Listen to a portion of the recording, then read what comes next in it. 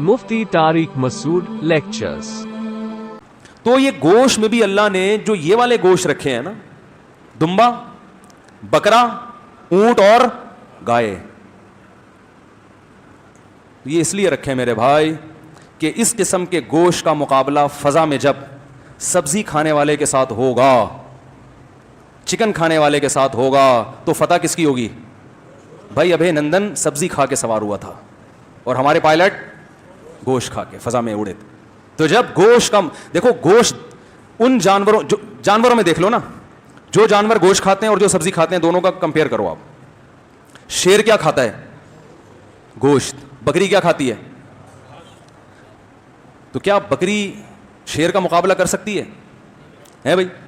شیر کی دھاڑ دیکھو، واگا بارڈر جائیں نا آپ، دونوں طرف کی دھاڑیں سنیں، آپ کو سبزی اور گوشت کا فرق واضح نظر آئے گا۔ دھاڑ سے پتہ چل جائے گا کون کوفتے کھا کے آیا ہے اور کون ٹماٹر کھا کے آیا ہے، اور ٹماٹر بند کرنے کی دھمکیاں دے رہا ہے۔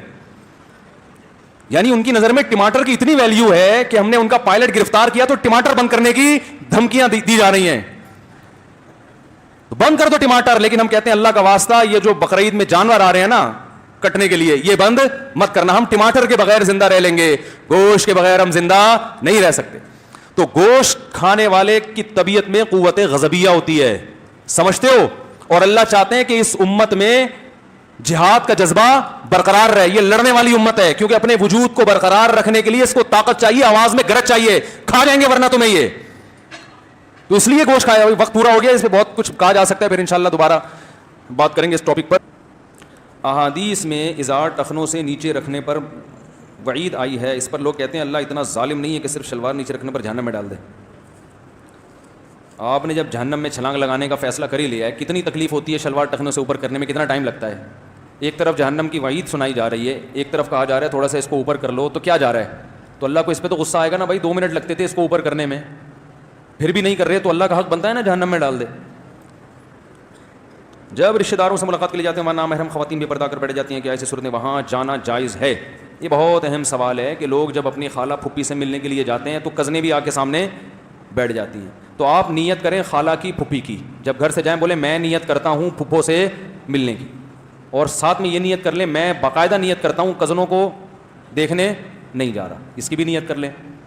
پھر وہ سامنے آ کے بیٹھ جائیں تو اگر آپ محبت سے ان کو سمجھا سکتے ہیں کہ بھائی پردہ کرنا اچھی چیز ہے تو سمجھا دیں، نہیں تو پھپھی سے کہہ دیں بھائی ان سے کہہ دیں مجھ سے پردہ کیا کریں، کر لیں ٹھیک ہے، نہیں کریں تو انشاءاللہ آپ پر گناہ نہیں ہوگا۔ پردہ کرنا عورت کی ذمہ داری ہے، مرد کی ذمہ داری نہیں ہے، تو آپ جائیں اپنی خالہ پھپھو سے ملیں، وہ بیٹھتی ہیں تو بیٹھے رہیں، آپ تاڑیں نہیں ان کو۔ آج کل مالی تنگی کی وجہ سے خواتین اپنے شوہروں کو طلاق دے رہی ہیں، کیا یہ جائز ہے؟ عورت شوہر کو طلاق دے ہی نہیں سکتی، کیونکہ طلاق کا جو محل ہے وہ عورت ہے، مرد نہیں ہے۔ طلاق عورت کو ہوتی ہے، آدمی کو بولو بھائی نہیں ہوتی، الٹا کہانی چل رہی ہے کہ عورت مرد کو طلاق دے رہی ہے، مرد کو تھوڑی طلاق ہوگی، طلاق تو عورت کو ہوگی۔ اگر مرد عورت کو طلاق کا اختیار دے دے کہ تم طلاق واقع کر سکتے، تو بھی عورت اپنے آپ کو دے گی طلاق، پھر بھی میاں کو طلاق بولو نا نہیں دے سکتی، وہ یوں کہے گی میں نے اپنے آپ کو طلاق دے دی ہے کیونکہ آپ نے مجھے رائٹ دیا ہے، اور اگر رائٹ مرد نہ دے تو پھر اپنے آپ کو بھی نہیں دے سکتی۔ تو مرد کو تو طلاق ہوتی نہیں ہے، مرد مطلقہ نہیں ہوتا بھائی طلاق یافتہ مرد ہے، طلاق یافتہ تو عورتیں ہوتی ہیں، تو مرد تو طلاق دینے والا ہوتا ہے۔ ٹوپی ڈرامہ چل رہا ہے مارکیٹ میں بہت زیادہ۔ مفتی صاحب آپ کہتے ہیں میوزک اللہ کی یاد سے غافل کرتا ہے، لیکن میں میوزک بھی سنتا ہوں، نماز بھی پڑھتا ہوں، میں اللہ کی یاد سے غافل نہیں ہوتا۔ مارکیٹ میں ایسے لوگ شارٹ چل رہے ہیں، بھائی اللہ کی یاد میں صرف نماز ہی تھوڑی ہے، جو میوزک کے عادی ہوتے ہیں وہ تلاوت میں دلچسپی نہیں ہوتی، ذکر اللہ میں دلچسپی نہیں ہوتی ان کو، وہ چسکا لگا ہوتا ہے میوزک کا ان کو۔ مفتی صاحب تمام اخراجات نکال کر اماؤنٹ سیونگ ہو تو حج، کتنا اماؤنٹ سیونگ ہو تو حج فرض ہو جاتا ہے؟ اتنا کہ جس میں حج کر سکیں، سمجھ رہے ہو؟ حج کے جو اخراجات ہیں، گورنمنٹ کا پیکیج ہے تو وہ پیسے دے سکتے ہو، پرائیویٹ ہے تو وہ پیسے دے سکتے ہیں، وہ تو آپ سے متعین پیسے لیتے ہیں، اس میں کھانا پینا سب کچھ ہوتا ہے، تو اتنے پیسے ہیں تو حج ہوگا ورنہ نہیں۔ مفتی صاحب نے آپ نے کہا تھا کہ عام ساکس پر مسح جائز نہیں ہے، میری والدہ کے پتہ نہیں کیا لکھا ہے کہ میرے والدہ کے جوڑوں اور ٹخنے میں شدید درد رہتا ہے، درد کے باعث وہ اس گرمی میں بھی ساکس پہنتی ہیں، کیا اس مجبوری میں ساکس پر مسح جائز ہے؟ نہیں جائز نہیں ہے، مجبوری میں یا تو وضو ہوگا یا تیمم ہوگا، سمجھ رہے ہیں؟ یہ جو ساکس ہے نا آج کل جن پہ مسح کے جواز کا فتویٰ دیا جا رہا ہے, یہ رسول اللہ صلی اللہ علیہ وسلم کے دور میں تھے ہی نہیں. ایک چیز تھی نہیں تو آپ یہ کیسے کہہ سکتے ہیں کہ نبی نے اس پہ مسح کو جائز قرار دیا ہے؟ سمجھ رہے ہیں؟ نبی کے دور میں جو موزے تھے وہ موزے تھے جو جوتوں کے قائم مقام تھے. جب وہ موزے پہنے جاتے تھے تو پھر جوتے بولو بھائی نہیں پہنے جاتے تھے. ان موزوں کا حدیث میں تذکرہ ملتا ہے. دیکھو حدیث میں اسی چیز کا تذکرہ ہوگا نا جو نبی کے دور میں ہوگی بھی تو. دیکھو چاول کا حدیث میں ذکر نہیں ہے. کیوں نہیں ہے؟ عرب نے چاول بولتے کیوں نہیں بھائی؟ تھے ہی نہیں, دوسری قوم میں تھے, عرب میں نہیں تھے. تو نبی صلی اللہ علیہ وسلم نے جورب کا جو تذکرہ کیا حدیث میں, جو جورب جس کو اردو میں موزہ کہتے ہیں, یہ وہ جورب نہیں ہے جو آج ہے. الفاظ کو نہیں دیکھا جائے گا, مفہوم کو دیکھا جائے گا کہ حدیث کا مفہوم کیا ہے. تو یہ وہ جورب ہے جو صحابہ پہنتے تھے, اور وہ جورب تھا کہ جب وہ جورب پہنتے تھے پھر جوتے نہیں, وہ جوتوں کے قائم مقام ہوتا تھا. نہیں آ رہی بات؟ تو وہ ساکس جو جوتوں کے قائم مقام ہوگا نا اس پہ مسح جائز ہوگا. تبھی ہم کہتے ہیں حدیثوں کا مطلب فقہا سے پوچھا کرو, آج کے لوگوں سے مت پوچھو, اس میں انسان غلطی کر بیٹھتا ہے. تو صحابہ کے جو تبھی تمام فقہا اس کے قائل ہیں, مختلف شرطیں لگائی ہیں. کسی نے کہا اتنے میل پیدل چل سکتا ہو اس میں, کسی نے کہا کہ اتنے موٹے ہوں, کسی نے کہا یہ شرط. تو یہ شرطیں کیوں لگائی ہیں؟ سب نے اپنے اپنے حساب سے صحابہ کرام جس قسم کے موزے پہنا کرتے تھے ان کا ایک معیار متعین کیا ہے اور شرطیں لگائی ہیں. ہر آدمی اپنے لحاظ, ہر مجتہد نے اپنے لحاظ سے شرطیں لگائی ہیں نا. انہوں نے کہا صحابہ کے موزے جو تھے نا اس میں یہ کوالٹی تھی کہ اتنے میل چل سکتے تھے. کسی نے کہا نہیں یہ شرط, کسی نے کہا یہ شرط. تو وہ سب انہوں نے اس موزے کو بنیاد بنایا ہے. یہ والا موزہ جو ٹیشو پیپر کی طرح باریک ہوتا ہے اس کو کسی نے بھی بنیاد نہیں بنایا. اور وضو کا معاملہ ہلکا معاملہ نہیں ہے, نماز ہے. اور پاؤں دھونے کا حکم قرآن نے دیا ہے. تو قرآن کی آیت کو چھوڑا جائے گا بہت مضبوط دلیل کی بیس پہ. ایک ترمذی کی روایت یا کوئی روایت جس میں جورب کا ذکر آیا اور جورب سے آپ نے یہ والے موزے مراد لے لیے, اتنی کمزور دلیل پہ قرآن نہیں چھوڑا جا سکتا. تبھی امام ابو حنیفہ کہتے ہیں ما قلت بالمسح علی الخفین, میں نے موزوں پہ مسح کا فتویٰ اس وقت تک نہیں دیا جب تک کہ میرے پاس چڑھتے سورج کی طرح دلائل نہیں آ گئے کہ یہ مسح جائز ہے. کیوں اتنے کثرت سے دلائل آئے ہیں پھر فتویٰ دیا؟ کیونکہ قرآن میں پاؤں دھونے کا حکم ہے. قرآن تو بہت مضبوط ہے.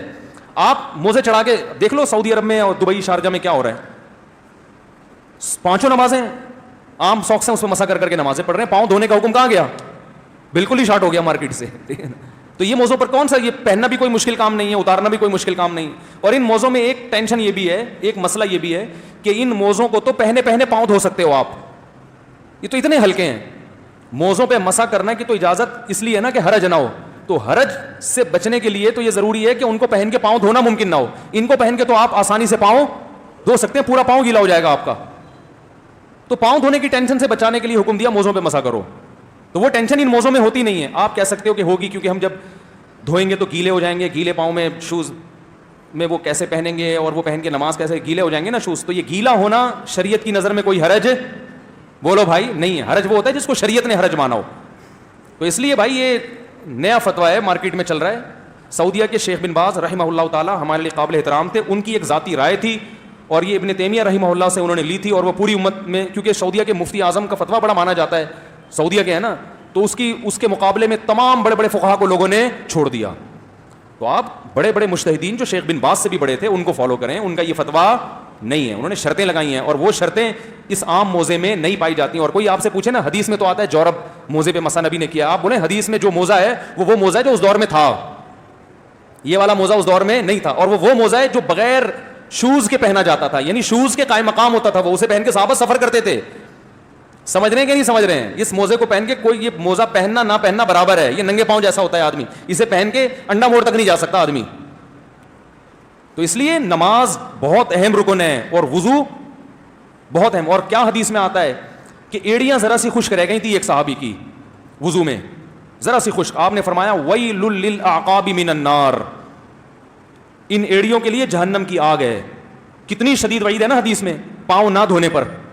یہ ایڑی اتنی سی خوش رہ گئی تو آپ کیا وعید سنا رہے ہیں کہ آگ کی.